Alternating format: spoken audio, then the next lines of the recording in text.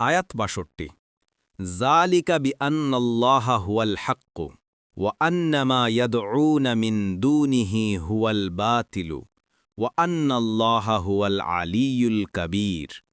অনুবাদ, এজন্যে যে নিশ্চয় আল্লাহ তিনিই সত্য এবং তারা তার পরিবর্তে যাকে ডাকে তা তো অসত্য।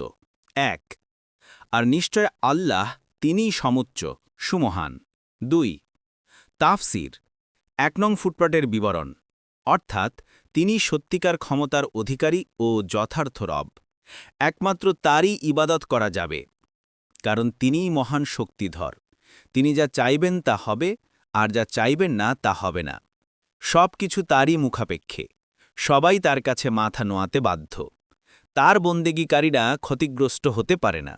আর অন্যান্য সকল মাবুদি আসলে পুরোপুরি অসত্য ও অর্থহীন। তাদেরকে যেসব গুণাবলী ও ক্ষমতার মালিক মনে করা হয়েছে, সেগুলোর মূলত কোনো ভিত্তি নেই। তারা লাভ বা ক্ষতি কিছুরই মালিক নয়। ইবন কাসির। সুতরাং আল্লাহর দিক থেকে মুখ ফিরিয়ে নিয়ে তাদের ভরসায় যারা বেঁচে থাকে তারা কখনো সফলতা লাভ করতে পারে না।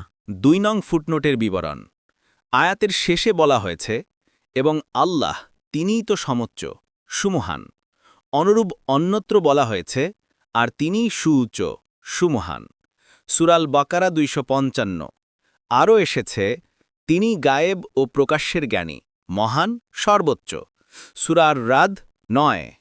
সুতরাং সব কিছুই তার ক্ষমতা, প্রতাপ ও মাহাত্ম্যের অধীন। তিনি ব্যতীত আর কোনো ইলাহ নেই, তিনি ব্যতীত আর কোনো রব নেই। তিনিই মহান, তার চেয়ে মহৎ কেউ নেই। তিনিই সর্বোচ্চ সত্তা, তার উপরে কেউ নেই। তিনিই বড়, তার থেকে বড় কেউ নেই। জালেমরা তার সম্পর্কে যা বলে তা থেকে তিনি কতই না পবিত্র ও মহান। ইবনে কাসির।